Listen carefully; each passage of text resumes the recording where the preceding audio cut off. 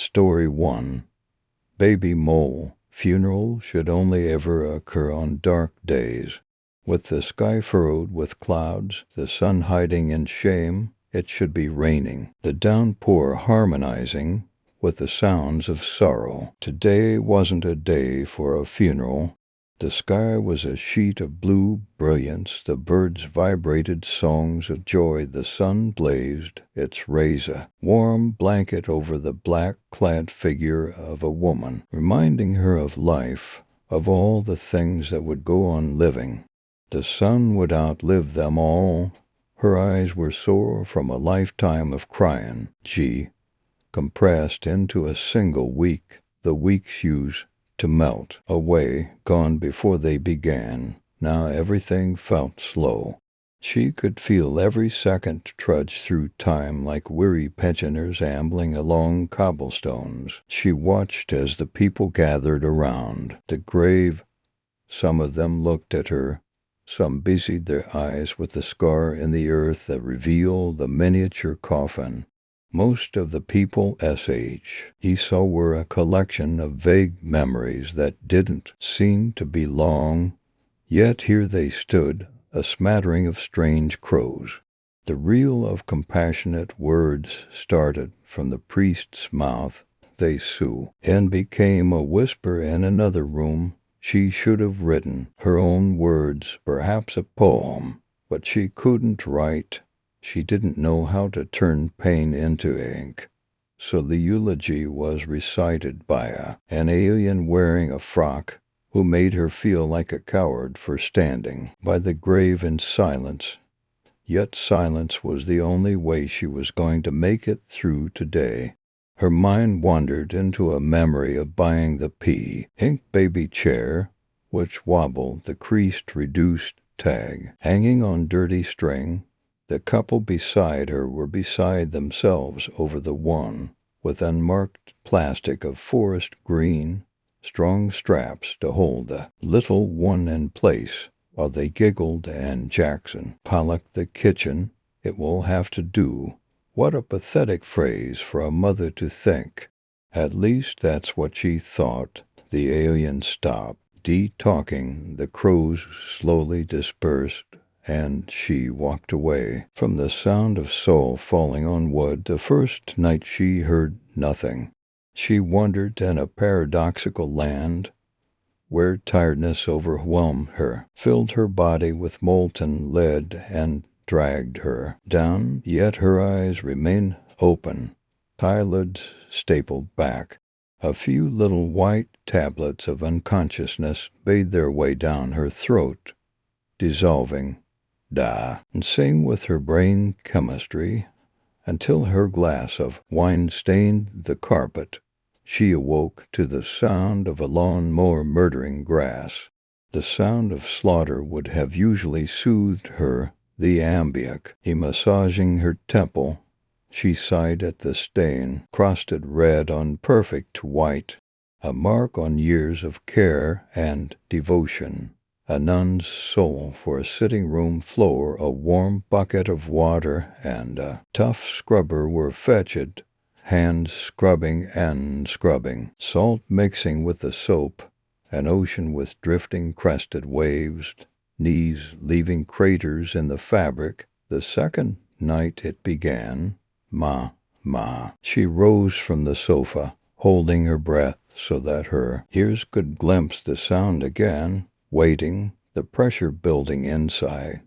The involuntary swallow, the movement of the stomach like a baby bump, and she pressed her forehead on the squidgy part of her hand, letting her fingers caress her hair, breathing out hot, sticky breath.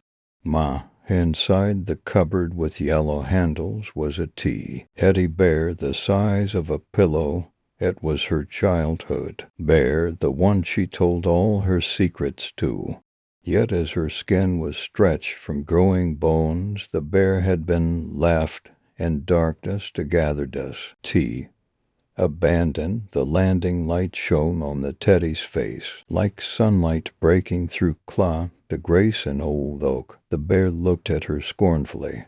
There was bitterness in those black eyes. He was dragged, head from the cupboard to the sofa. The plastic bottle of little pills that led to oblivion was found, and back to the darkness she went. Ma, she awoke again, her little one's voice lingering, echoing through the dark room.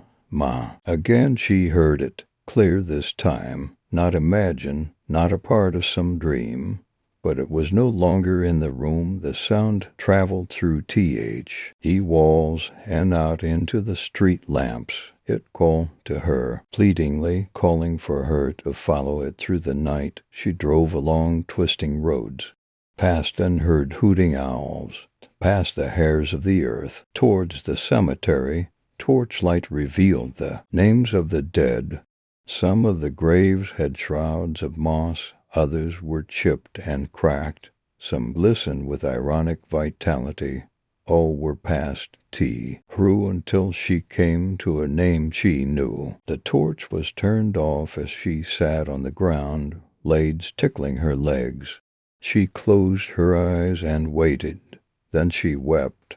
She folded forwards onto the little bump and wept into the earth, tears falling like roller coasters, her nose pressed into the soft soil as a memory crashed through bones and veins, a memory of a little mollusk, aping warm towels, shuffling to the surface to press its nose against her cheek, resting it there, giggles rippling, until she pulled away and licked the mole's face, who would try to escape back into the warm towels before being pulled by its heels, back into the world and engulfed in love. I miss you, Ma.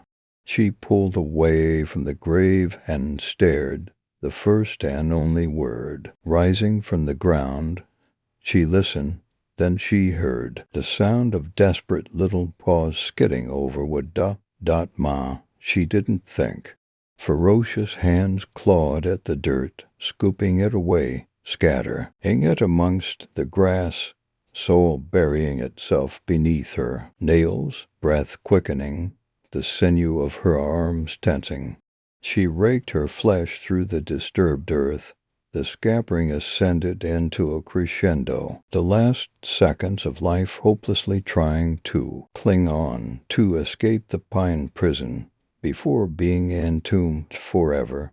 Sickness that sprouts from inevitability fizzled and bubbled in her stomach. The scampering began to die away into a deathly silence. The little mole's mouth was sewn shut. She knew it would never speak again. She was left in the dirt, illuminated by half moonlight, with nothing storied to tenebra. Do you think God hears our voices all the time, or does he only listen when he wants? Jamie asked her mother on the way home from school. They were driving on their typical route through a suburban neighborhood with moderately sized brick homes and grass that was sometimes a little too long.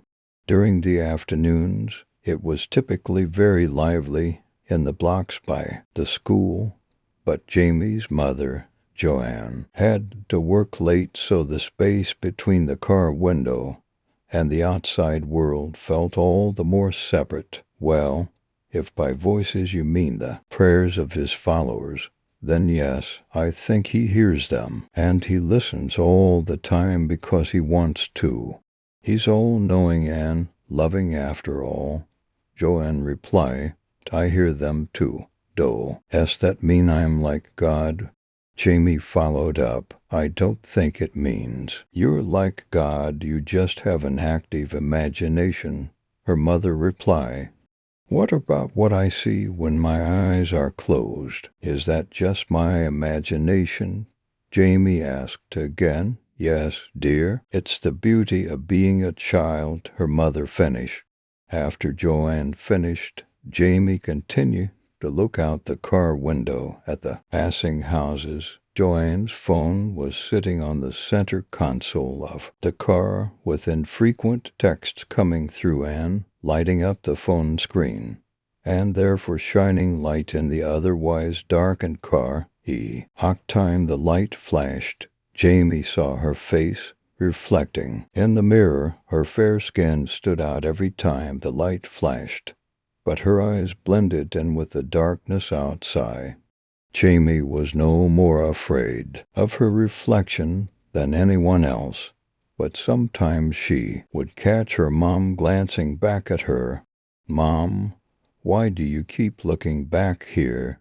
Jamie asked her mother. "Just checking on you. I feel awful for picking you up so late. I'm just glad your teacher stuck around and kept you company." Her reply, while logical in nature, filled the car with tension. There was Clea, or at least something else on her mind, but she didn't think her young daughter would pick up on it. A flash of light from her phone went off again, and this time there was something in Jamie's eyes. A look of disdain and an amused frown sculpted the rest of her face, childlike features and pigtails aside. There was no mistaking that she was upset. The phone went off again, and Joanne felt as if something was growing behind her. A presence pierced her back with a sensation like spiders crawling down her neck. She shivered for a moment and looked back again. This time she was met with a glare from her daughter's eyes, an unmistakable glare that went straight through her pupils and into her consciousness, a glare that found the depths of her mind and shook her to her core. No words we re-exchanged, but she got the message. No more late-night pickups, no matter what emergencies flare up at work. Despite being a 10-minute drive from the school back to their Joanne felt a wave of relief wash over her as the front tires hit the bump of the driveway and she put the car in park. Jamie, while still unamused, seemed back to her normal self as they unloaded the car and walked inside. The clock on the stove read 7:43 p.m. "Jamie, honey, you want some dinner? Or did you already have some snacks with the money I gave you this morning?" Joanne asked. "I'm starving. The cafeteria closed early today, so I haven't eaten since lunch," Jamie replied. After microwaving some canned pasta, Joanne watched a strange sight unfold. Her daughter started shoving the pasta in her mouth with her bare hands. Only 3 or 4 chews took place before each swallow. The sounds of ravenous hunger took over the otherwise quiet home. Each bite left some of food from Jamie's mouth flying over the kitchen table. Each chew made Joanne flinch, not with disgust but a subtle fear. What happened at school today? She's never this hungry. Is this my fault? Joanne thought to herself. Thanks for putting this together, Mom. I feel much better. I can hear the voices more clearly now, Jamie said to her mom as bits of the pasta flew from her mouth. Onto the table. She took a look at her orange sauce-covered hands and let out a childish giggle before wiping them on her clothes and the tablecloth. Jamie, what did you do that for? Let me get your clothes in the wash right now or they'll stain, Joanne said in response to her daughter's strange behavior. What for? Jamie replied, her eyes with a dead look and black as night. They're just going to get dirty again, at least this way. The stains of the future will blend in. The stains of the future, Joanne thought. Sorry, honey, but we'll just have to wash it again if the stains come back.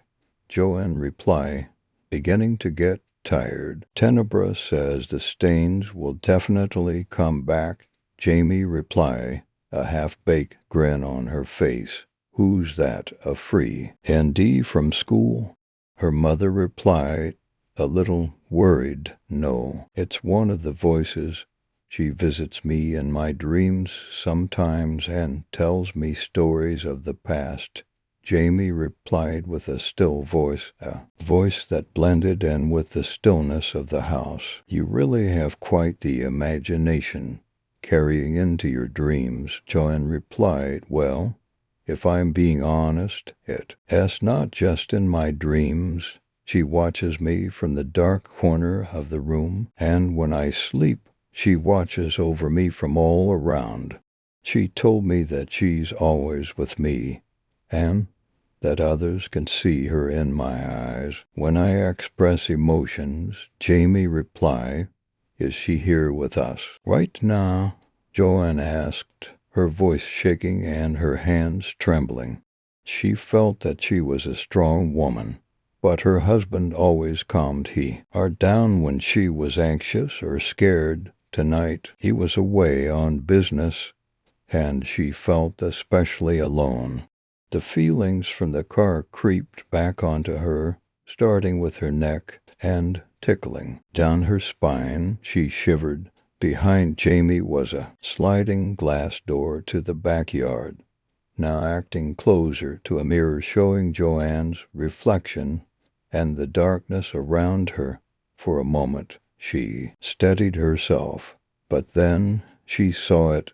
She saw the darkness moving behind her. It was like seeing the textures of a dark wind slowly distort the room. What's the matter, Mommy? Jamie said with a smile, her eyes looking dull again. I thought it was just my active imagination, but I think you can see her now, too. Isn't she beautiful?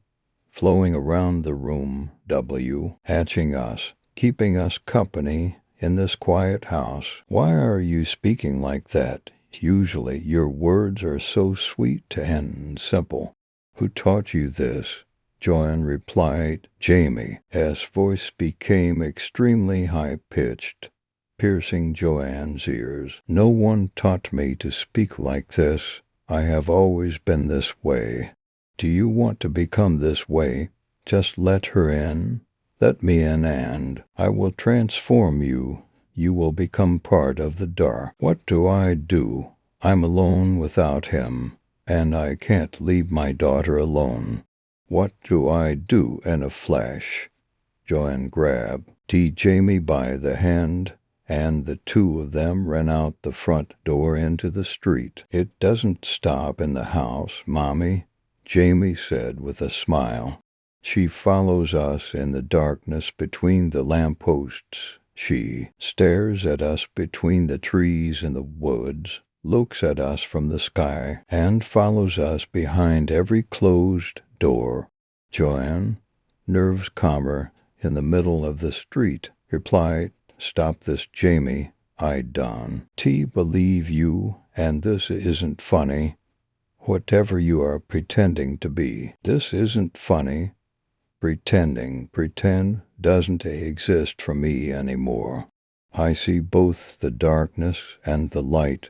She has shown me the way. I have accepted her as a piece of me, and she has taught me all she knows. Will you accept her, please, Mommy? Accept her so we can see it all together. It won't be scary for you anymore. Lines be fun, Jamie said with an evil grin. Her eyes and face blackened by the night sky, with only the overhead lighting illuminating her eyebrows and the corners of her smile. Story 3.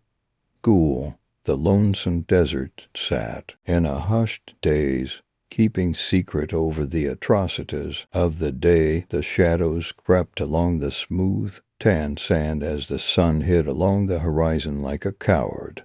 The rotting stench of death invaded James, on Buck's nostrils, uppercutting them and forcing a constant flaring motion. He paced back and forth on the border of the death pit.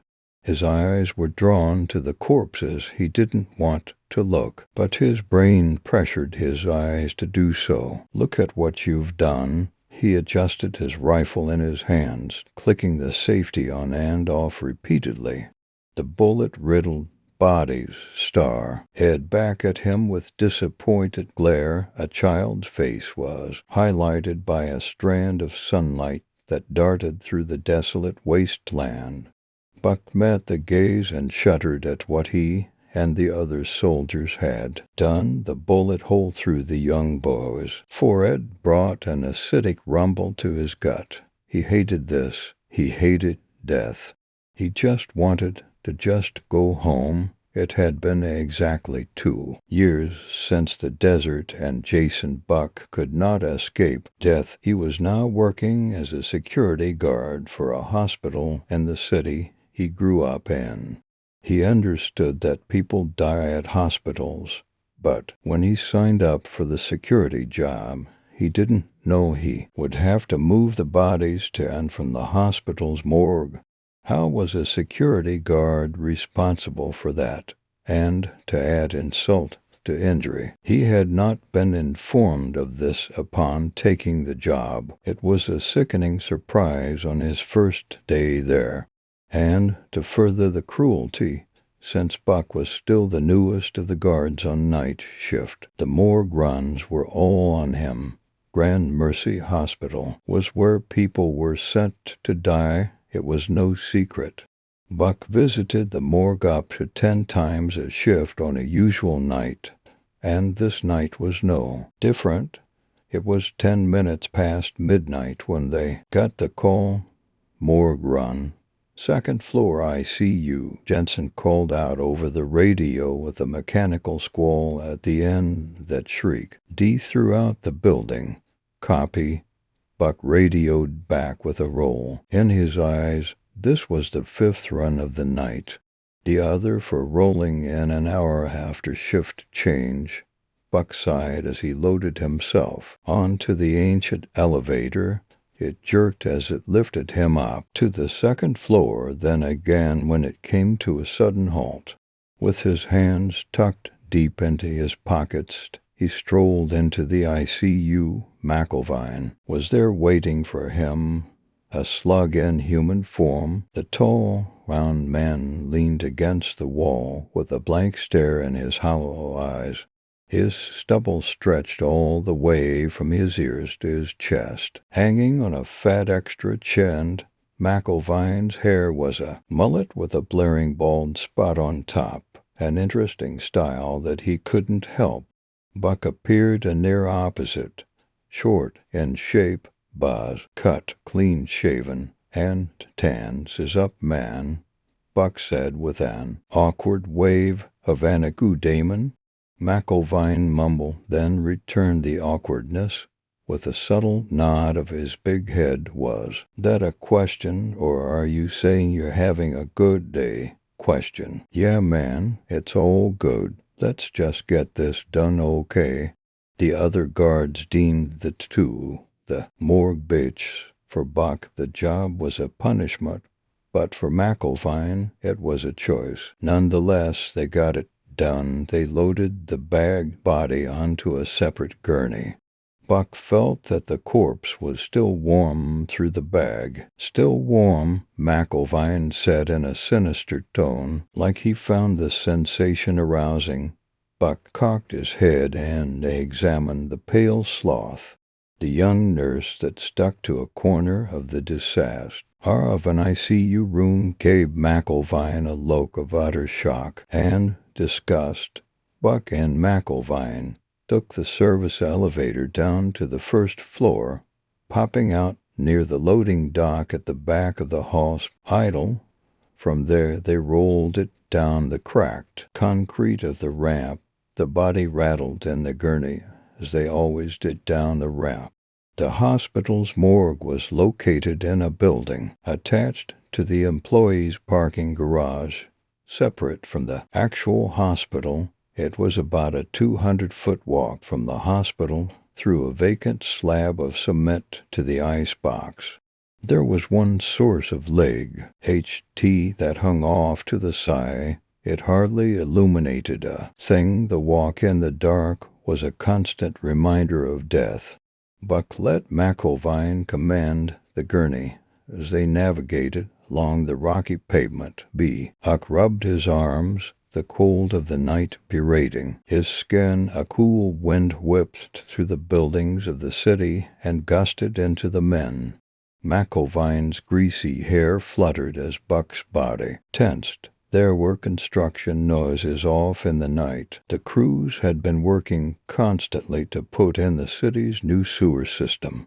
They arrived at the morgue and McIlvine badged in, entering the small office space before the refrigerator of death. Buck's nostrils flared at a familiar stench. Death. Buck coughed and covered his nose, forcing back a gag. You smell that? McIlvine gave a big whiff of the pungent air, a smirk etched across his fat, pimple-infested face. Someone must have left a bag open. Did you just moan, bro? What the fuck is wrong with you? McIlvine sat down on a quivering swiveled chair. It squealed at his monstrous weight. He began to scribble down on the check-in paper, leaning forward on the cheap plastic table. Buck mouthed the word damn as the table's legs bent at the heaviness of McIlvine. Buck then got the gurney inside and wheeled it over to the wall, then sat down himself and tried not to think about the smell. If there was one thing the military taught him, it was that discomfort was just a state of mind. Still, the stench brought back memories that Buck would like to forget at all costs. Buck got up from the chair and put on new gloves. McIlvine rose from his chair in a huff and did the same, putting on size mediums that fit his chubby hands loosely. Buck peeked into the frosty window of the refrigeration unit and could see nothing through the foggy glass. He looked out of habit. He knew how many bodies were in there. 11 in total, for from earlier in the shift and another 3 from the day shift. The other 4 were from yesterday. They still hadn't been picked up by the funeral homes yet. A sudden crash from inside the unit sent Buck backwards. He staggered back like he was just hit with a strong jab. What the fuck was that? McIlvine said. Buck could hear the fear in his voice. The man was never much for confrontation. Buck had noticed in their I'm working together. Maybe that was why the men stuck to morgue duty, not sure, Buck said calmly as he approached the window again. There was always a light on in the unit, but the source was a dim bulb that sat on the wall in the back. It barely lit the room and flickered like a campy stereotype. Fucking look in there, McIlvine said like a whiny child. Buck shot the man a glance. That caused McIlvine to avert his eyes to the sticky floor of the office. Go ahead and look there because that's where you'll end up if you keep talking to me like that. Buck tugged on the door and the heavy metal gave in, opening with a hydraulic hiss. Icy evaporation made wave-like clouds in the air that spiraled out of the unit. Buck gestured for McIlvine to go inside, and he followed Buck's suggestion. McIlvine hesitated as he stepped inside the L-shaped unit. Buck placed a hand on the man's back to guide him in further. His gloved hand felt the softness of his co-worker, and Buck pondered how the man would fare in a fight. Probably not good at all. The unit was lined with bodies on the side.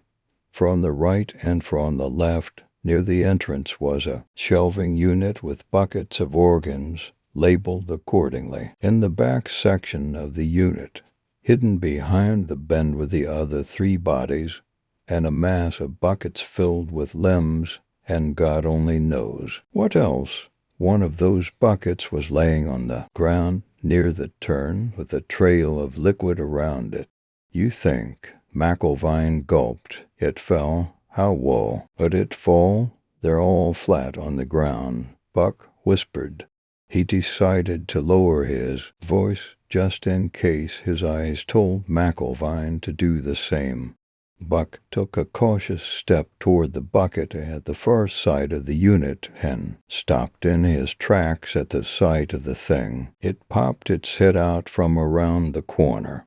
McIlvaine lost his breath and stumbled against one of the bodies on the wall, causing the gurney to plank off the metal of the unit. It stood at waist level to the man. Its eyes were yellow, jaundiced like an seemed to glow.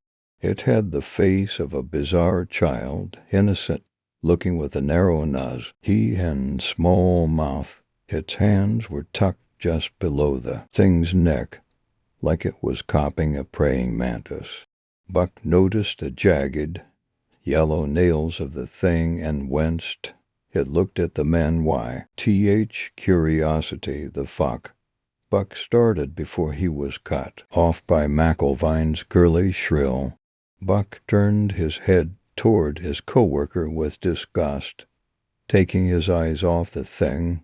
This was a mistake. It bolted toward Buck with inhuman speed. Its body was a nude, pale blur. It was on Buck in an instant and viciously slashed at the man with its otherworldly claws. Buck's shirt, Washington S, ripped to his skin and blood oozed from the wound like a leaking pipe. Buck fell back, knocked to the ground by the small creature. He crashed into the shelving unit, and the jars with organs toppled down, spilling all over Buck and the floor. The foul liquid drenched him, and the bloody body part sloshed out on the ground. "Oh, fuck," Buck yelled as he pawed at his arms. McIlvaine attempted to climb on top of the gurney where the slide about on the ground. The ghoul ripped the flesh from McIlvaine's tricep and gobbled down the chunk of meat like it was cotton canned. "Why?" McIlvaine sobbed as his body remained atop the gurney. 1 foot on there, 1 foot off. Blood sprayed from his gash, soiling his uniform. The creature then grabbed him, hauling the men off the gurney. It dragged the screaming guard back into the hidden corner of the unit. McIlvaine grabbed hold of the wall as a last resort effort to stop the assault. But it was of no use. The thing easily pulled him from the wall and out of Buck's sight. "Nano," McIlvaine yelled. What followed was screams of sheer shock, panic, and pain combined with sounds of flesh ripping and tearing. McIlvaine's screams died down after a few seconds, then ceased entirely after a few more. Buck got to his feet and gagged as his eyes caught sight of the organ splayed out on the ground. Eat squashed what he believed was a heart, and Buck lifted his leg quickly, attempting to backtrack on the destruction of the high-priced organ and property of the hospital. He fell to his knees and had a few more organs along the way. He then lifted himself up with the help of the gurney with Mr. Martin's body, his hand sliding on McIlvaine's blood in the process. Thankfully, he still had his gloves on. "McIlvaine, what the fuck?" Buck's voice cracked like he was going through puberty. Buck rounded the side and his face contorted at the sight on the other side of the bend. McIlvaine's face converted to a red blob of flesh. The thing picked at the meat casually, like it was eating a bowl of nuts. The 3 bodies on the gurneys were more or less the same. The bags were ripped open, and the bodies were chewed on.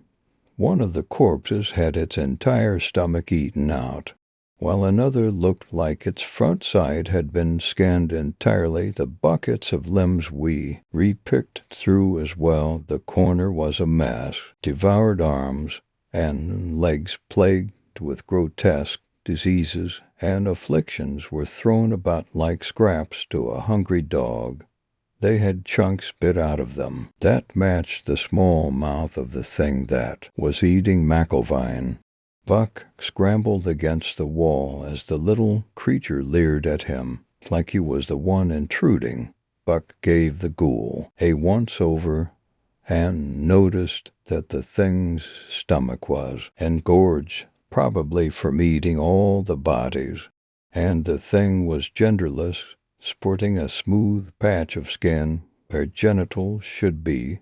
Buck heated to get the fuck out of there, but Buck had waited too long. The ghoul walked toward him on all fours, stalking him, moving like a spider. Buck shot quick glances at the door and back to the creature, repeating the process one too many times. The thing jumped towards him, and Buck moved back into the corner of death. Now he was trapped. Fuck. It jumped at him again, and Buck juked the thing. His feet slid in the liquid and blood that festered in the unit. But the thing did too.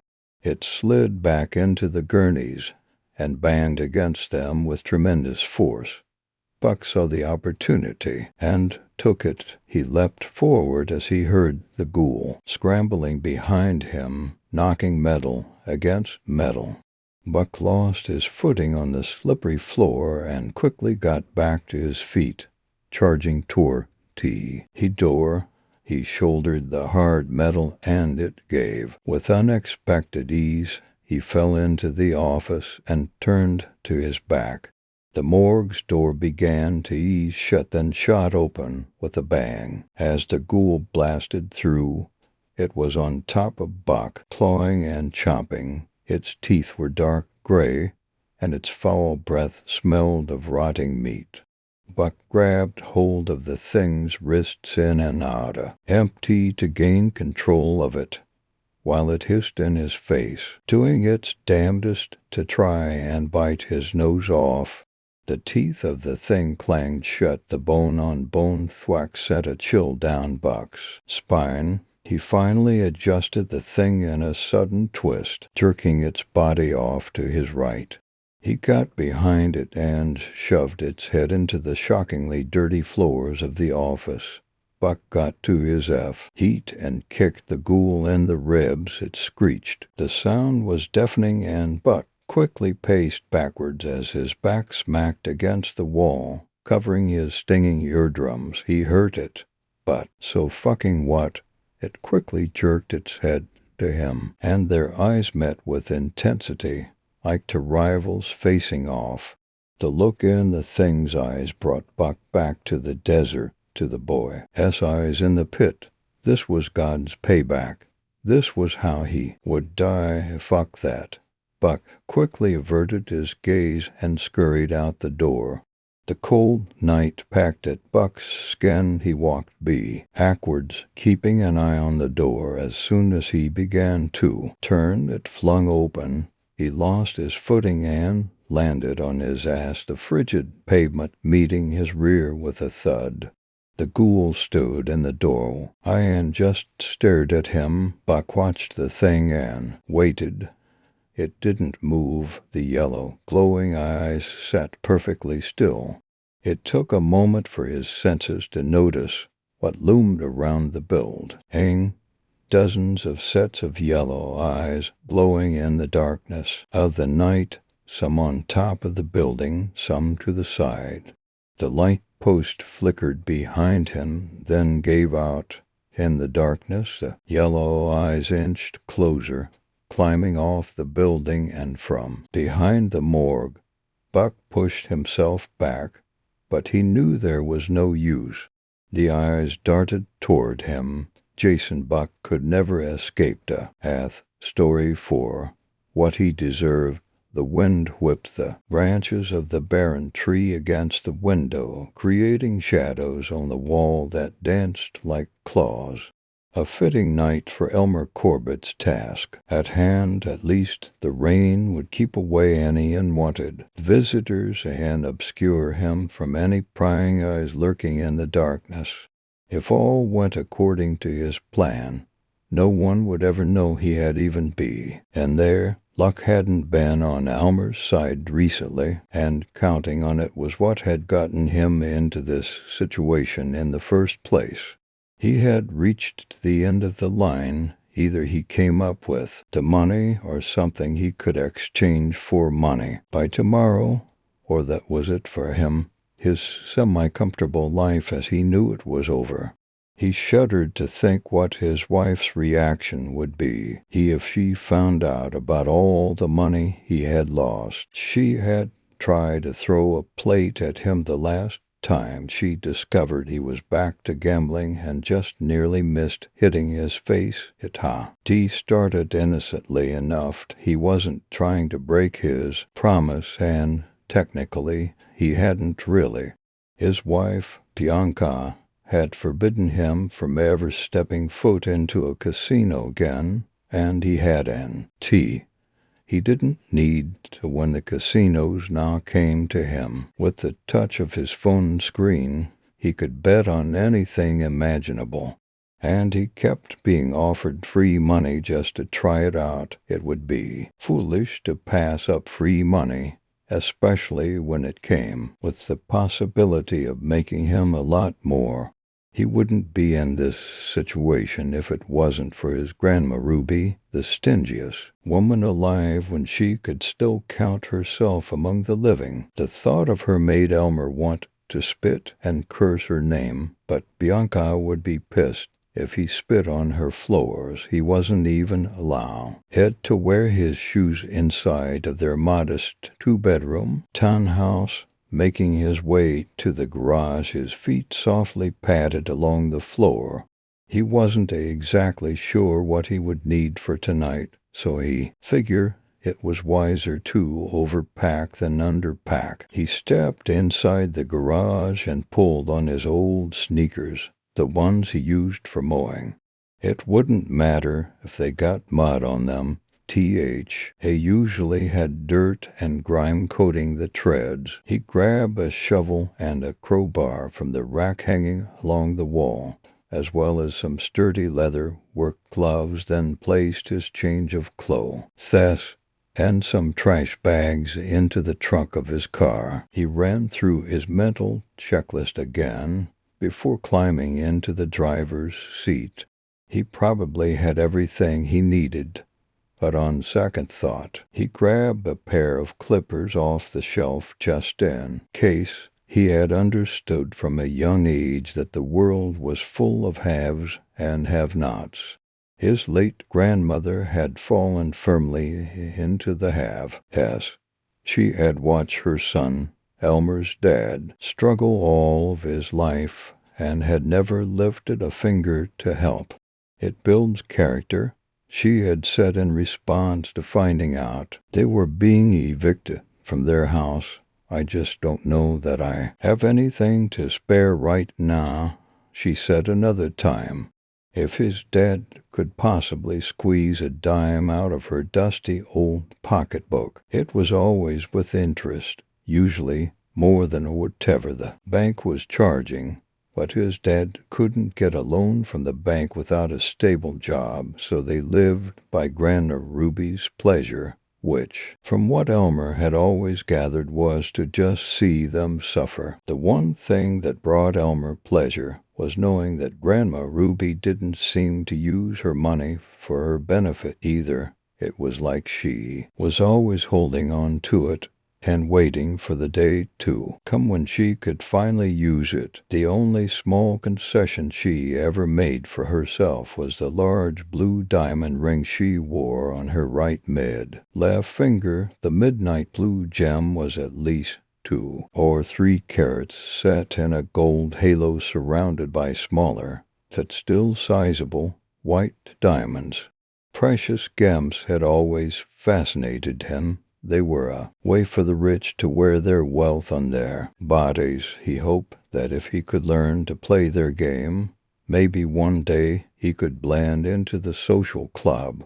No one would know he grew up in Greenwood Hills, such a pleasant name for an unpleasant place. It was full of dilapidated houses and run-down apartment buildings that looked like they could crumble to the ground at any moment. Elmer thought it was unfortunate their building never did collapse with him inside. It would have saved him the trouble of trying and failing to succeed.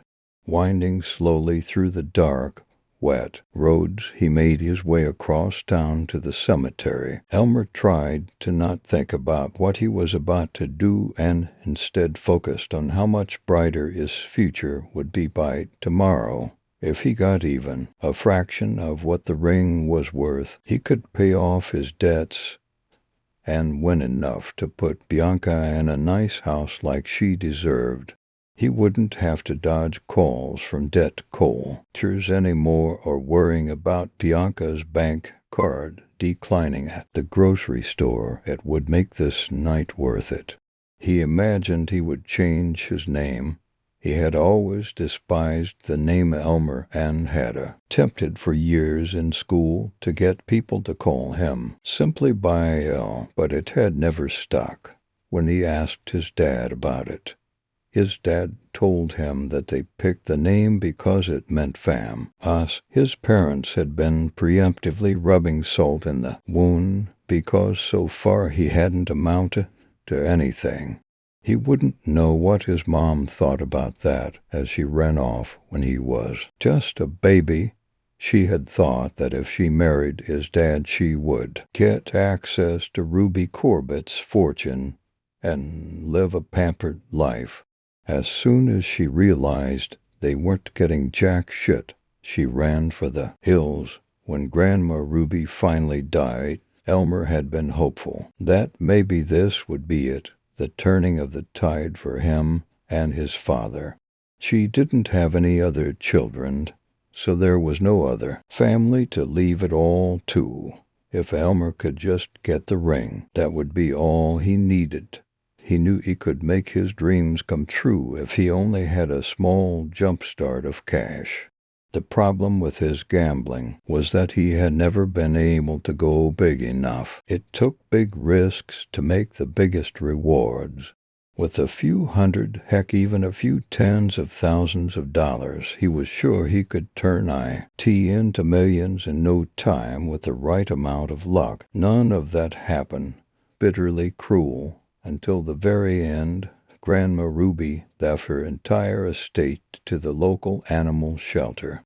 A fucking animal shelter. Of all places. In her will, she said that her cat, an ancient white Persian that died a few months before her, was the only living creature that truly loved her, and she wanted to donate lines her assets in Winston's name. She was buried with the ring still on her finger. He pulled through the iron archway of the cemetery marking its name, Peace Valley.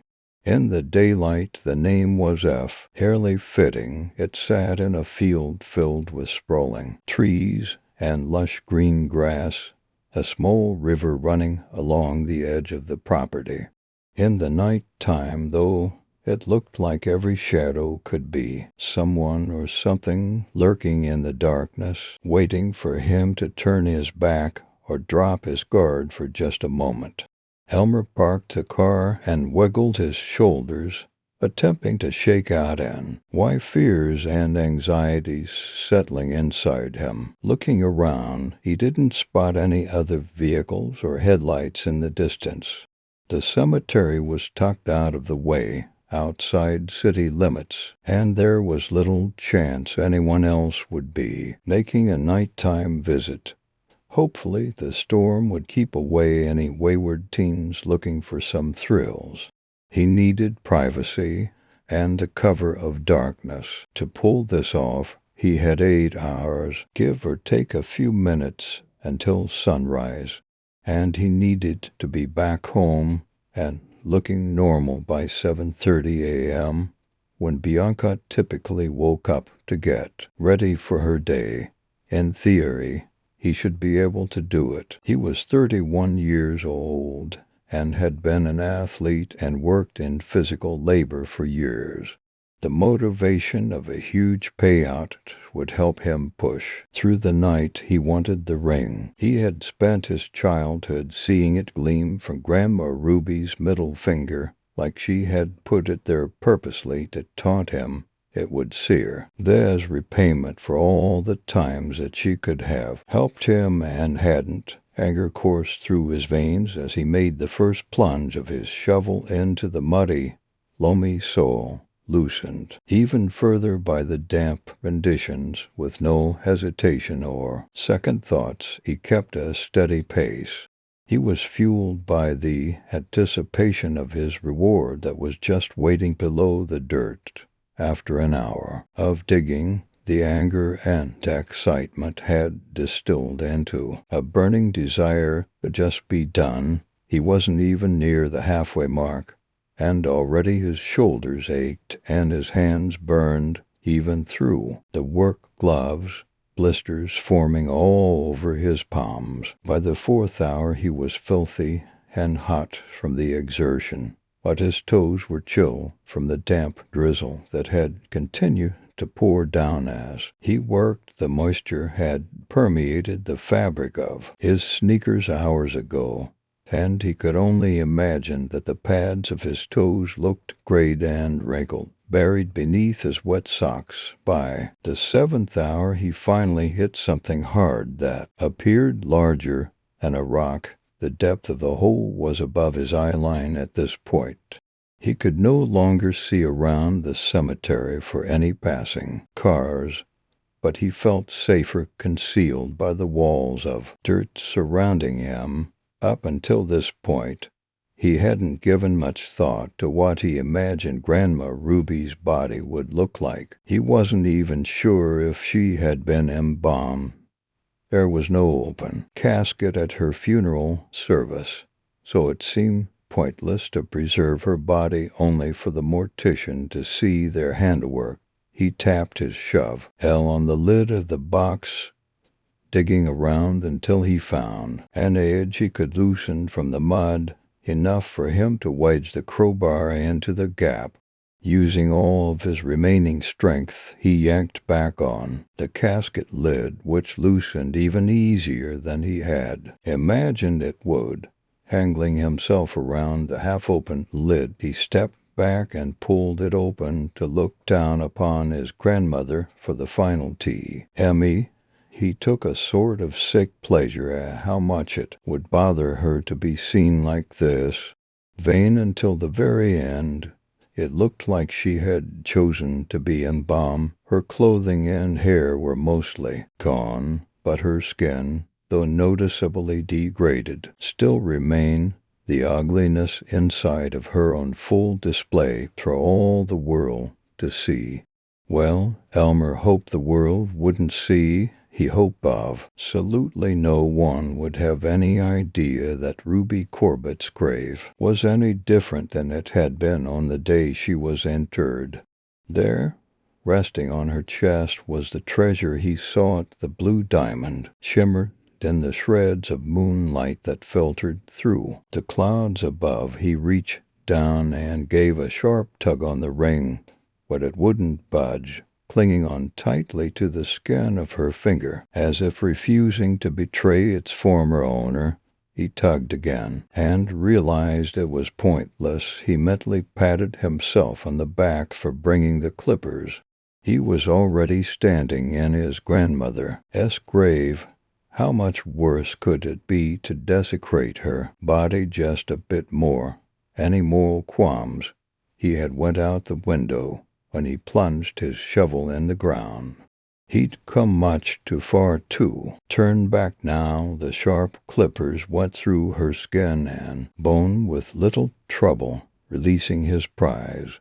He considered whether he should just bring the finger along and get the ring off later, but then he would have to dispose of the detached digit, and that felt like it could lead to more trouble. Better to free the ring now and leave the troublesome finger behind, buried with its owner. He couldn't pull it free with the gloves on. They were too thick for him to get the grip he needed, and he feared scratching the stone if he used a tool. Peeling off his gloves, he held the ring firm with one hand and pushed and worked the finger free with his other. After a moment it popped loose, only leaving a small remnant of skin behind. nothing he couldn't clean off in the sink at home. Elmer tossed the finger back into the open casket and gave his departed grandmother one last look. He spit for good measure. Just before closing the lid on the casket, he was bone-tired, but his work wasn't done just yet. He needed to cover up his crime. No one would be looking closely, and certainly no one would be coming to visit her who would report anything suspicious.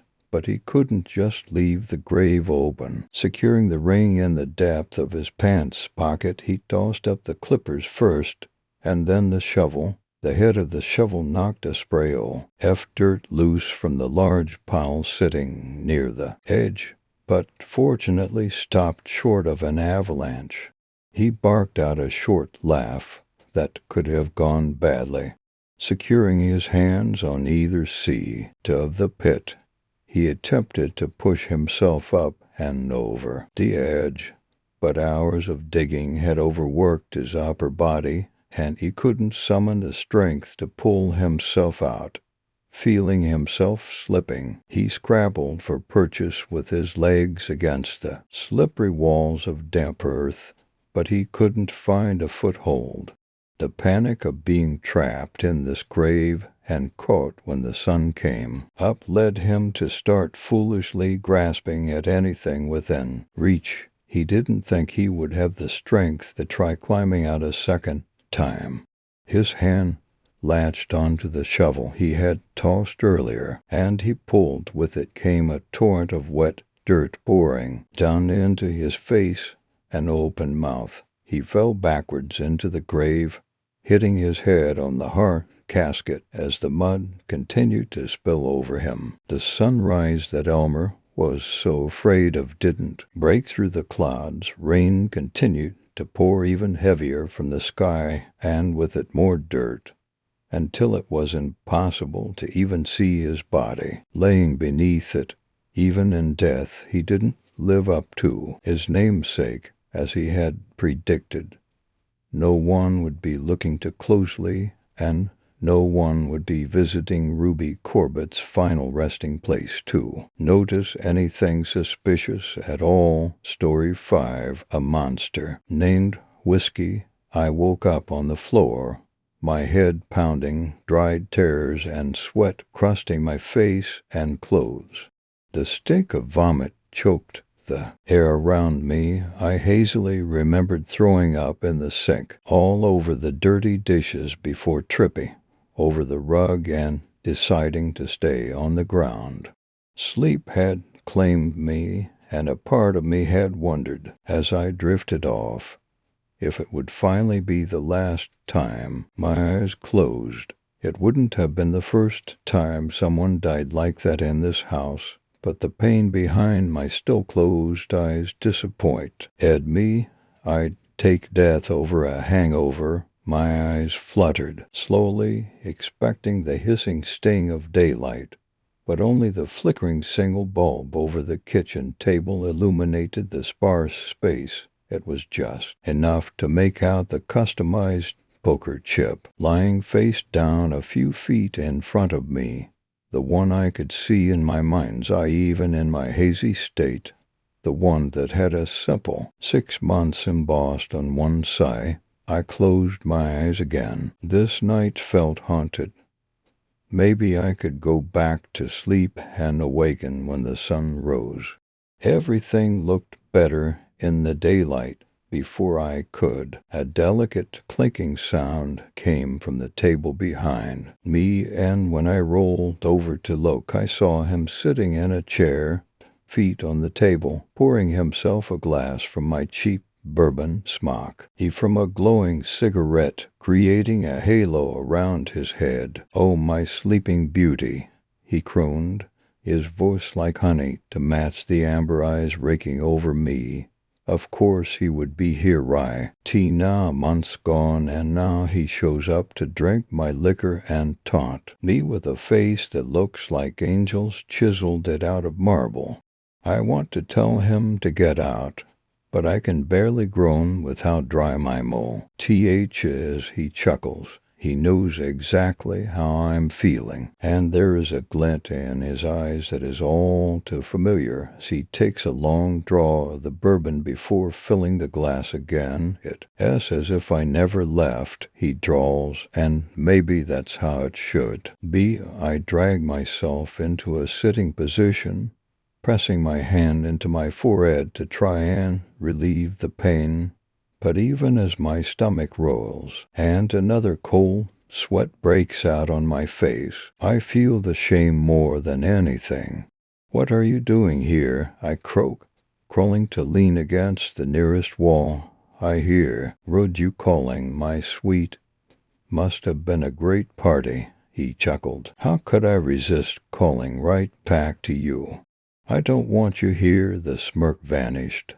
A glimpse of a fang teeked out from his lips, and he smoothly pulled his feet from the tabletop and stood. He rounded it, grabbed the bottle, and another glass appeared in his hand, which he promptly filled. He knelt in front of me, spindly fing, capturing my chin, a sharpened nail digging into the soft flesh of my throat when he pushed me to meet his eyes. The amber had a red glow about them in the single light. "If you didn't want me here, sweetling, I wouldn't be here." He pushed the glass into my hand and stood back to his full height, his shadow seeming to grow behind him. I stared at the liquid in the glass. It looked just like his eyes. He may have only poured half the glass full, but it may as well have been an ocean for how strong the currents of the liquid pulled me under. The small ripples on the bourbon surface made by his steps were waves that crashed into me, and though I knew my stomach cramps and pounding head were the fault of this poison, I pulled it towards me and inhaled the scent of that acid. "See, I don't want this." A vodka tear slid down my face, burning as it went. I could see my reflection on the surface of the drink. I could see the hastily patched-up cracks splintering in the sea staring back at me. She was broken. She was poisoned, pathetic. "But you want this?" My unwanted companion sneered. I looked up. His skin had taken on a waxy tinge, sallow and sunken. His lips were blackening and his limbs extending. In one hand he held the poker chip, pinched between two fingers and held away from him like it was offensive. His breath were becoming more ragged, and his previously perfect hair was falling into his face, stringy and greasy. The glass in my hand began to shake. I didn't just want what the chip offered. I longed for it. "I do." The whisper was a plea, a quiet beseechment to whatever power governed this world to save me from the siren call I felt deep in my chest. I desperately wished for wax in my ears to block out the song that would drown me and serve up my blooded body as a feast, like tequila on the rocks, to the monsters staring back at me. I knew now the clean breaths that came with clarity. I had lived 6 months with tea, heaped pleasure of easy mornings and blemished by illness. I felt the sun on my face without hissing away from its burn against my bloodshot eyes. I had gotten a taste of what life could be like, and it was hard without haze to cover pain, but it was better than this. A wheezing came from the figure across the room, and what was once a beautiful, powerful presence had dropped its glamour. I could still recognize the face, but the skin was stretched and sagging. The teeth were so razor-sharp they cut into his own mouth. Black tar flowed freely from his lips and dripped onto the white shirt. His skeletal limbs outgrew. There were chains shackled to his wrists, weighing down his form so it was hunched and disfigured.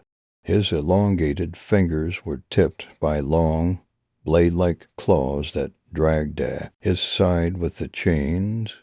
cutting jagged scars into the wood floors as he lurched forward. You think you can live without me.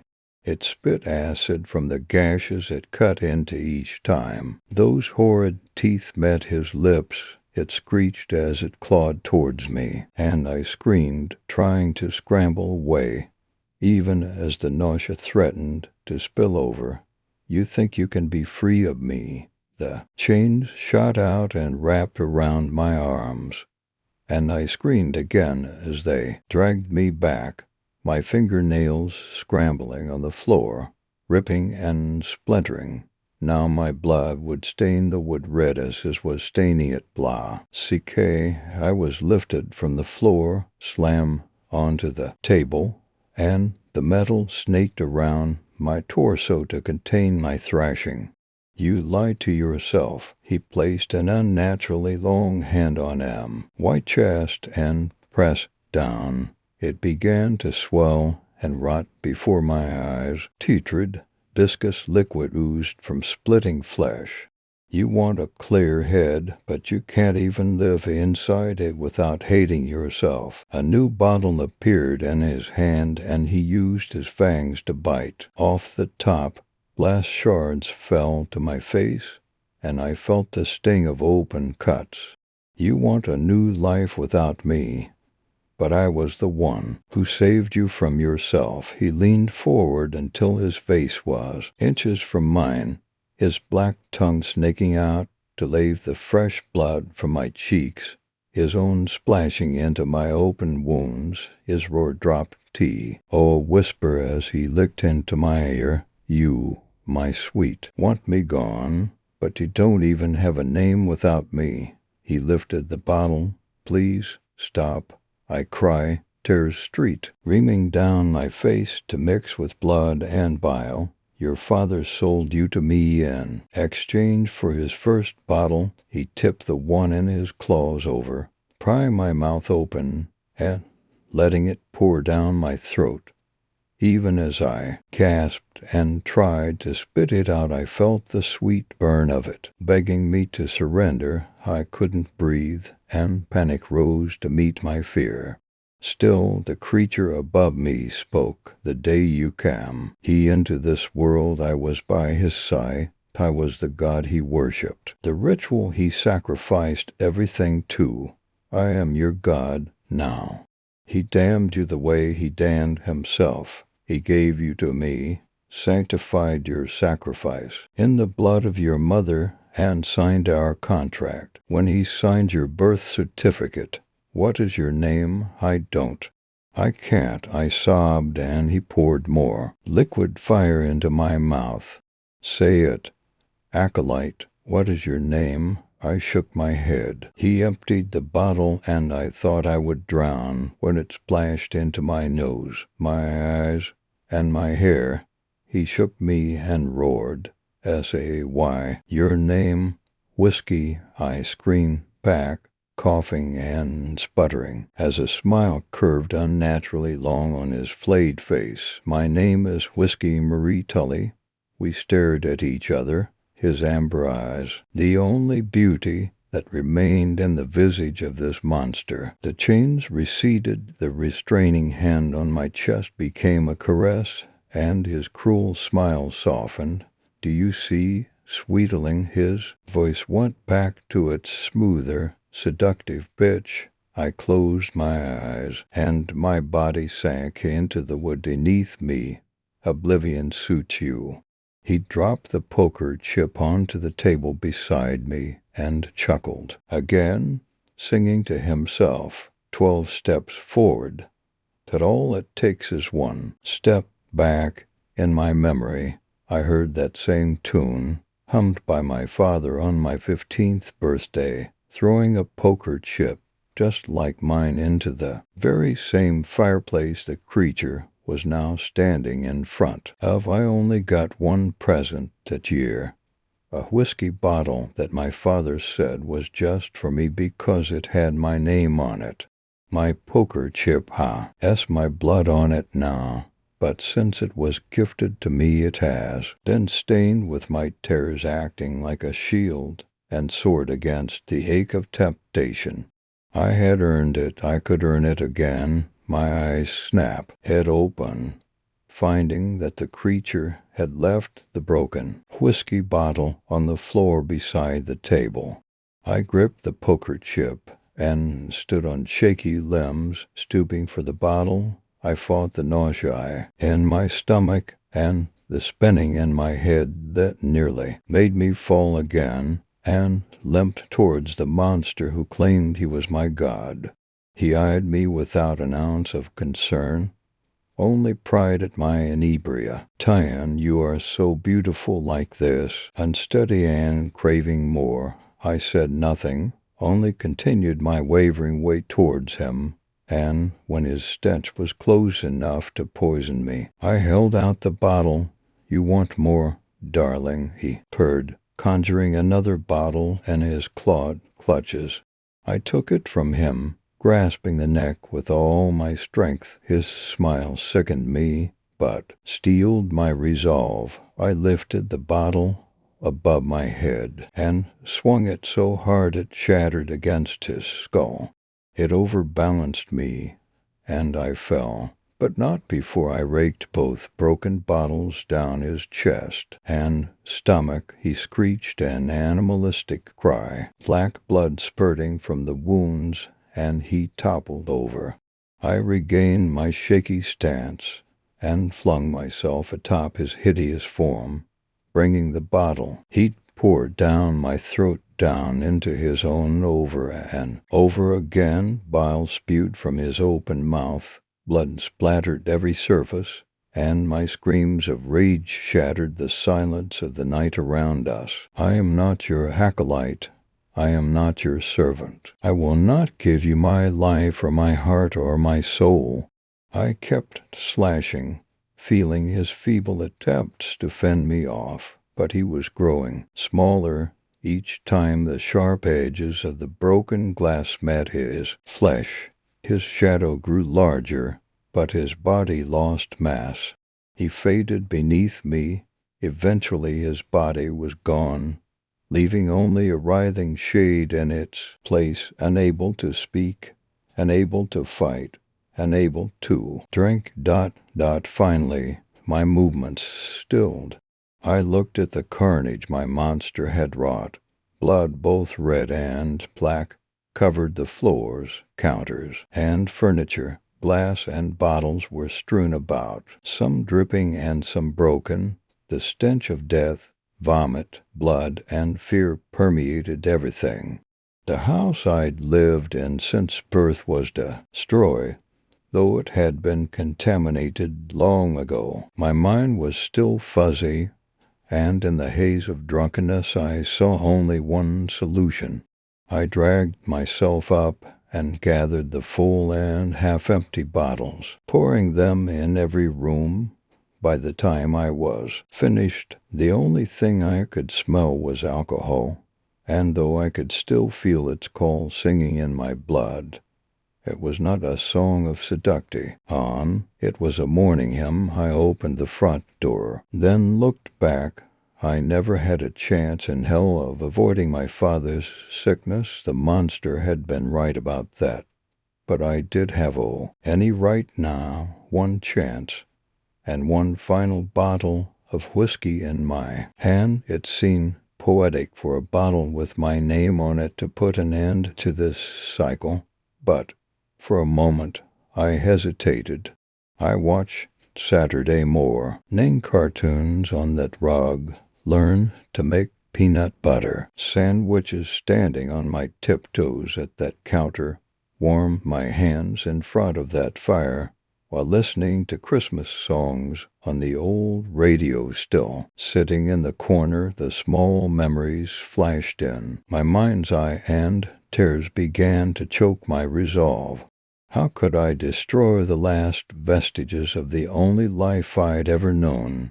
But then I remembered having to watch cartoons on the rug because the couch was rancid with vomit and liquor stains, needing to keep the volume down so the sleeping giant in the back room didn't wake. I remember scraping mold-off bread slices for those peanut butter sandwiches because the adult in the house hadn't been home in a week.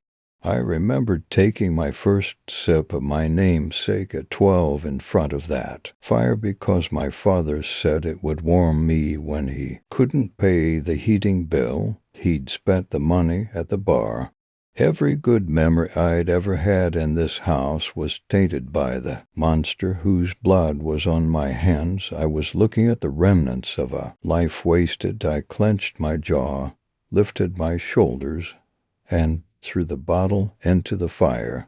I didn't wait to watch it burn, just turned and ran into the night, silent as a graveyard save the crackling behind me. With each step I took, I clutched the poker chip harder and set my sights on freedom. As I ran, the fire's growing glow cast my shadow onto the street ahead, and when the light flickered, it distorted. Then, for the briefest moment before my eyes blinked, I swore it resembled the shape of the monster named Whiskey. I still see it sometimes, that shadow, creeping along walls and cast onto the floor of my new apartment. I still hear his voice on the darkest nights, singing that tune, 12 steps forward. But all it takes is one step back. Every once in a while I will catch the scent of him on the wind or see his eyes in my reflection. But he no longer belongs to me. I no longer belong to him. My name is no longer my monster. It's clear eyes and a clearer mind, blue sky mornings and sunshine. I am a promise named Whiskey. Story 6. Turning. The blinker clicked, and Crystal turned the wheel to circle the block again. I don't think you get it, Brittany repeated. I have a problem. Crystal puffed her cheeks as she let out a long breath. She was trying to hold an inviting tone, but she hadn't spearheaded this conversation before, and uncertainty kept creeping in. She had already catalogued a few snarky comments to give Shari on their nightly call later for coercing her into this situation. In the first place, I understand better than you might think, but you're not alone in this.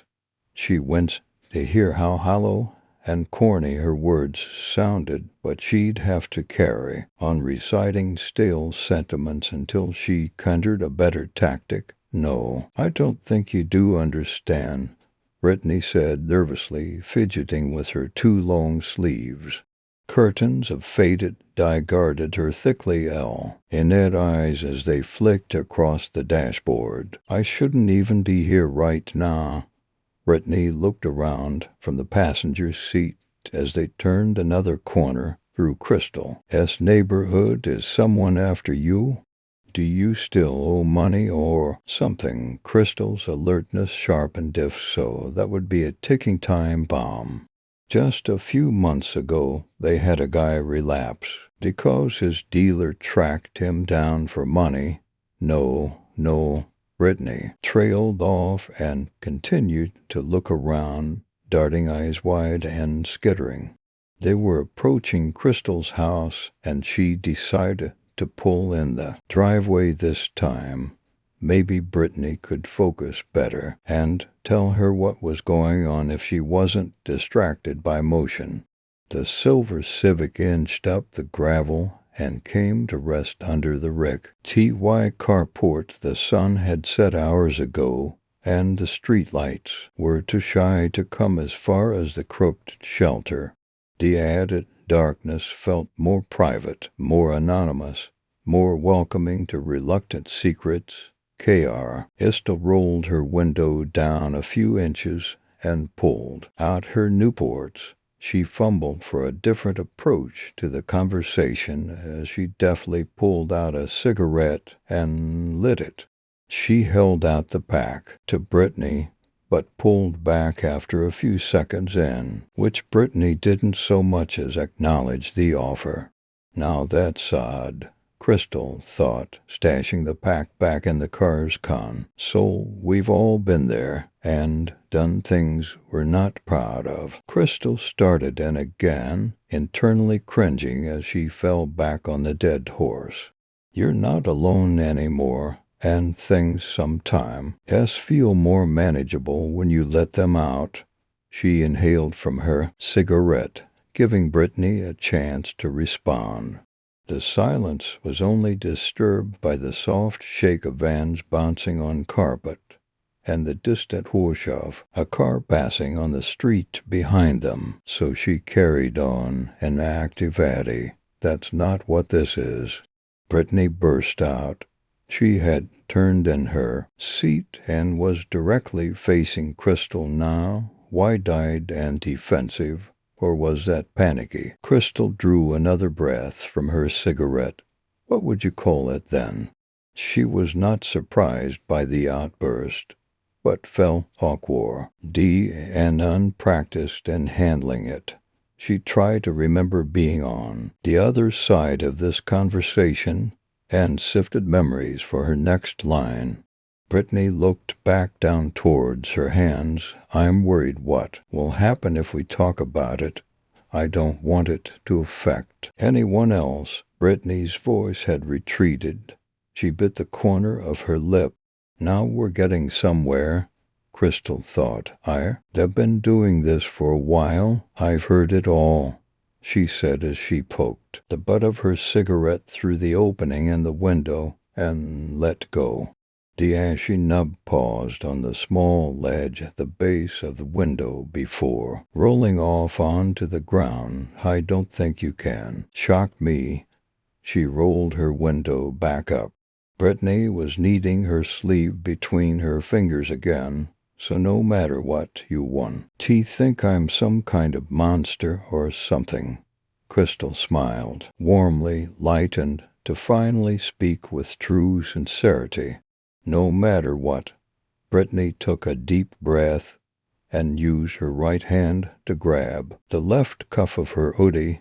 She slowly, performatively, pulled the sleeve back until the thick fabric was bunched up around her bicep. Crystal looked down. The point of interest was indeed nestled in the crook of Brittany's arm, but it was not the telltale tracks Crystal had expected. Instead, there was a globular walnut-sized sphere glowing there. It looked to be embedded under Brittany's skin, but it was shining bright enough that she couldn't be sure. Crystal couldn't believe she hadn't seen the light through the girl's hoodie, but judging by Brittany's fresh grimace, Crystal wondered if it had intensified when exposed. Brittany looked for her response, but she was lost for words. She continued to watch, and the thing pulsed. Was that in time with Brittany's heartbeat? It seemed to grow in size before her eyes. Brittany, what? Crystal began to ask, but the pulsating appeared to quicken and intensify in response to her words as she watched. Mesmerized, the throbbing bluish light shone even brighter and cast the car's interior in its inhuman fluorescent heartbeat. Brittany started to shake with silent tears. Her body was now turned to the wind, but her arm was still held out to Crystal. In offering, she tried to make sense of what she was seeing, but the orb of light was growing at a rate that left no room to think. Before Crystal's eyes, Brittany's skin burst open and peeled back from the edges of the now grapefruit-sized sphere. Each strip of skin blossomed out and away from the brightness at the center. The veiny undersides now, exposed and weightly dripping, curling on to themselves as they extruded around the blinding orb. The ribbons of fleshy thickness gently thrashed as earthworms after a rain, showing off now that they cowl. To be seen at last, the seeping redness mercifully sizzled into the smell of hot tar, and a stale humidity thickened the air. The emanating light had grown to welding torch intensity and burned at Crystal's eyes. She could feel the tinny, echoing vibrations of a sound too high pitch to hear. A long-forgotten headache made room and spread out behind Crystal's ears. She reflexively square-winted, and the pain responded with a step backward. She closed her eyes completely, and everything went dark. Tap, tap, tap, tap, tap, tap, tap. Crystal opened her eyes. Her head was throbbing and her tongue felt glued to her teeth. She was still sitting in the driver's seat of her Civic, but the light filtering through the carport was bright and sunny. Tap, tap, tap. What the fuck? Mom, a familiar voice yelled from outside, muffled by the car door. Crystal looked to her right, but the passenger seat was empty. She swiveled to check the back seat, but found only crumple, Taco Bell bags, and a neglected Amazon return. She was alone. Crystal turned back to the tapping and saw her teenage daughter Megan leaning over the car window.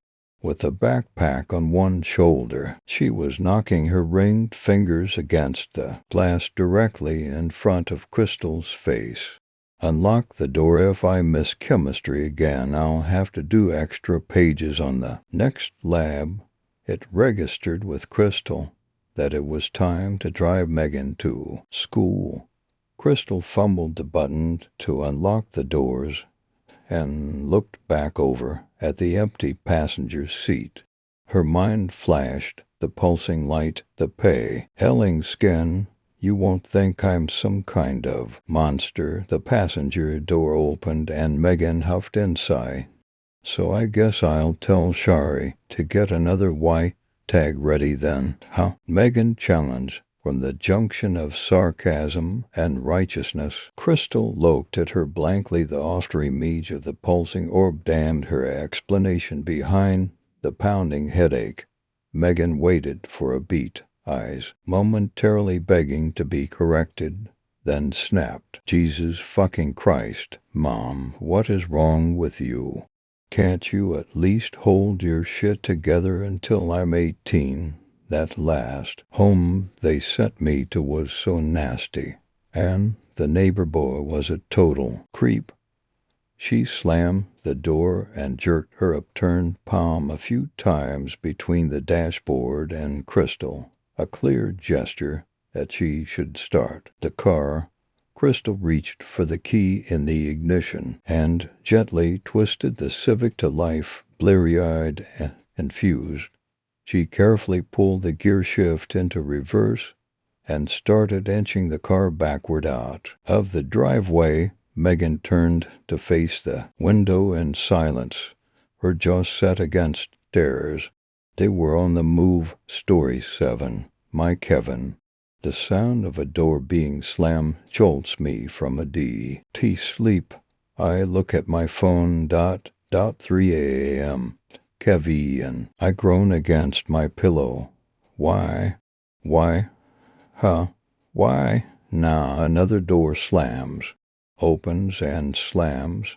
Kevin, please. There is a pause, and for a moment I think it's over, that I'm being shown some mercy, and then there is the sound of multiple doors being opened and slammed shut. Over and over again, I jump out of bed and fling open my bedroom door. I watch as multiple doors down the hall open and slam shut on their own. Kevin, stop IT this instant. I roar. The sound stops. I have an interview at 8 a.m., and if I don't get enough sleep, I swear to God I will call in a priest and get an exorcism done. I will call a goddamn shaman and have him burn sage and call on the ancient gods to end you. Do you hear me? Am I making myself clear? Silence. After a moment, I notice one of the doors gently swaying back and forth, as if Kevin is nodding his or her head. I go back to bed. Yes, there is a ghost in my house. I have named him or her Kevin. I came here because of Cynthia. I fell in love with this woman I had met in New York. Her dream was to move back to the small town where she had grown up. She wanted a family, a white picket fence, a big house to raise lots of children.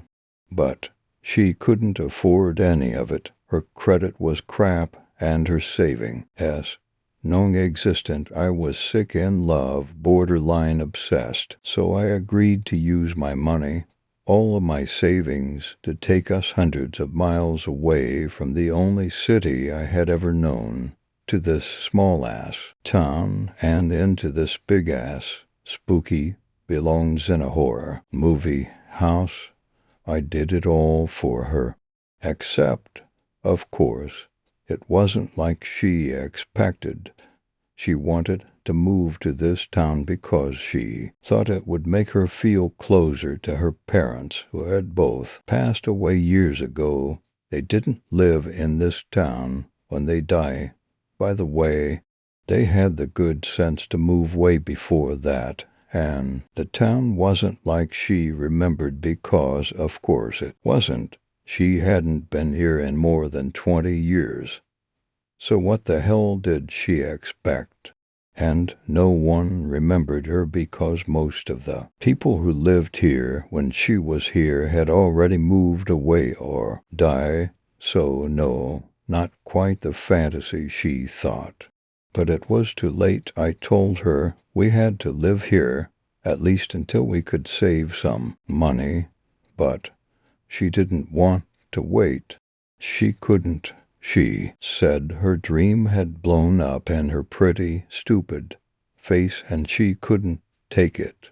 So after a week of screaming and crying and place eating, I woke up one morning to find Cynthia gone, her things gone, and a note on her pillow saying, "I'm sorry, but I had to." And that evening I met Kevin ... After discovering the note and reading it a million times and calling Cynthia a million times until she finally blocked me, and reaching out to all of her friends and family until they blocked me as well, I decided to do the only sensible thing. I bought 3 bottles of tequila from the local liquor store and 3 packs of cigarettes, even though I had quit smoking 2 years ago. And I asked the kid working behind the counter if he knew where I could score some pot, and of course he was the one I could score some pot with. So I bought enough weed to make sure that I was too zonked out to even think about Cynthia. The problem with being determined to not think about someone is that that person becomes the one and only thing you can think about. So even as I tried to drink and smoke myself into oblivion, Cynthia was the only thing in my head, the only thing I could see. And as I felt myself getting closer and closer to having a complete and utter breakdown, I suddenly heard a door slam from somewhere in the house. The sound jolted me out of my stupor. There was silence, and for a moment I wondered if I had imagined it. But as I was about to take a big gulp from my tequila bottle, a tapping again, the sound of a door slamming. Burglars, I thought. I raced to the kitchen and pulled out the handgun I had stored there our first night. Cynthia hated that I owned a gun. One of our fights when we moved here was that she thought I should get rid of it. I understand why you had a gun in New York, but you don't need a gun in a small town, she said. It's unnecessary. My immediate response was, you need a gun anywhere in America, especially in a small town. And at the moment that I was searching for burglars, I said out loud, you see, Cynthia, I needed tea. Again, after all, in response, I heard another door slam, this time from somewhere else in the house. I jumped and pointed the gun upstairs. I waited, I yelled, I have a gun, I'm going to call the police. There was silence. I slowly made my way to the stairway. I slowly started to creep upstairs, gun pointed straight ahead. Halfway up, another door slammed. This time, from the bottom floor, I screamed and shot a hole in the wall. I looked down the way I had come. Multiple burglars, I thought. I reached into my pocket to grab my phone. But it wasn't there, and in my tipsy state couldn't remember where I had left it while I was trying to remember where I had put it. Another door slammed upstairs and then another one downstairs, and I screamed, pointing my gun in the direction of the sounds, and then I watched in horror as the kitchen door opened and slammed by itself 3 times, and then the lights went out, and I wailed like a little girl and peed my pants. Yep, I peed my pants. I ran down the stairs in darkness, tripped over a step, and tumbled to the ground. I leapt up like I was 25 instead of 35 and made my way to the front door in pitch blackness, bumping into furniture and unpacked boxes. As I started to unlock the door, the lights came back on. Shaking, I turned back toward the wide front room. It was empty, of course. But then the kitchen door swung open, and I screamed again as cupboards and drawers opened and closed on their own. I unlocked the front door and raced outside, slamming the door shut behind me. I ran out and the street and faced my house, and as I caught my breath and felt the dampness of my urine-soaked pants and socks, it dawned on me that I was stuck here. I couldn't go anywhere, not any time soon, and I didn't even have enough money to stay at a hotel. As if reading my thoughts, I watched as the light in my bedroom flickered on and off. On and off, I stood outside for an hour, staring at my house, trying to build up my nerve to go back inside. An old man walking his dog stopped and looked at me. I waved, trying to act normal, and then remembered I had the gun and was standing in my pajamas with a big old pee stain on my pants, and wondered if the guy was going to call the police on me. He looked at me and then at the house. You the one that just moved in here? He asked. I nodded. Yep. Wasn't there a girl with you? He asked. Yeah, she left, I said, trying to keep my voice even. Huh? He responded. I watched him look at my pee stain and softly smile. Can I help with you something? I asked, feeling my anger rising at his stupid smile. It's you who's gonna need help, neighbor, he responded, his smile growing. Your house is haunted. I stared at him for a moment, and then, because there was no denying it, I just nodded again and said, yes, it is. Guessing you can't move yet? He asked. That's right, I said. Well, good luck to you, he responded, tipping his hat to me in that good old small town way, and continued making his way down the street. I eventually built up the courage to make my way back inside. As you can imagine, there were more opening and closing of doors, with me screaming each time. Every once in a while the lights would shut off, and I would wait to see the shape of a monster in the shadows. Needless to say, I was completely on edge that first night, terrified, and didn't get any sleep. The second day continued with more mayhem, and eventually I stopped screaming each time a door slammed. I went about my business as much as I could, unpacking boxes, applying for jobs. At one point, I was in the kitchen putting my plates and cups away, and I watched as a cup I had just placed in the cupboard floated into the air and back down to the counter. I stared at it for a moment, and then into the air where I assumed the spirit was. Look, I said, we have to coexist for a little while. Ease up a bit. Okay, I promise I'll be out of your hair as soon as I can. All right. Silence, and then after a few moments, I watched as the cup floated back into the cupboard. I took it as a yes. The weeks went by with the occasional slamming of doors and turning off of the lights, and my blanket being pulled off in the middle of the night, that for the most part one ignored it all. When it got particularly annoying, I would yell and threaten to perform an exorcism, and that usually made everything quiet.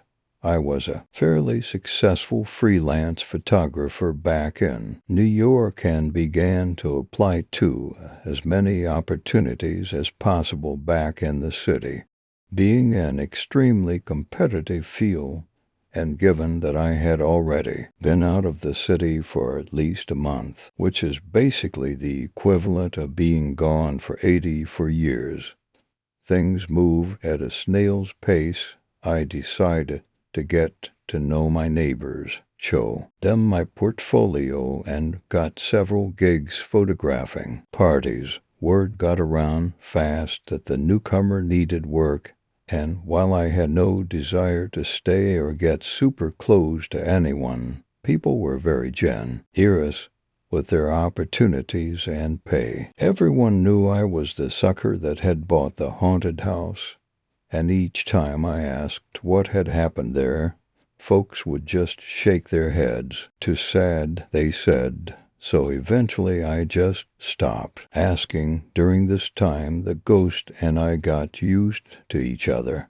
And then, one December evening, I sat down with the intention to watch a Christmas Carol. But as I was about to put the DVD into my Blu-ray player, Home Alone floated off of my bookcase and into my lap. Okay, I said, I guess we're watching Home Alone. And as I watched the movie and watched Kevin McAllister make the burglar's life a living hell, it dawned on me that that was the perfect name for my ghost. Kevin, I said to the air, that's what I'm going to call you from now on. It's perfect, right? In response, the lights flickered on and off.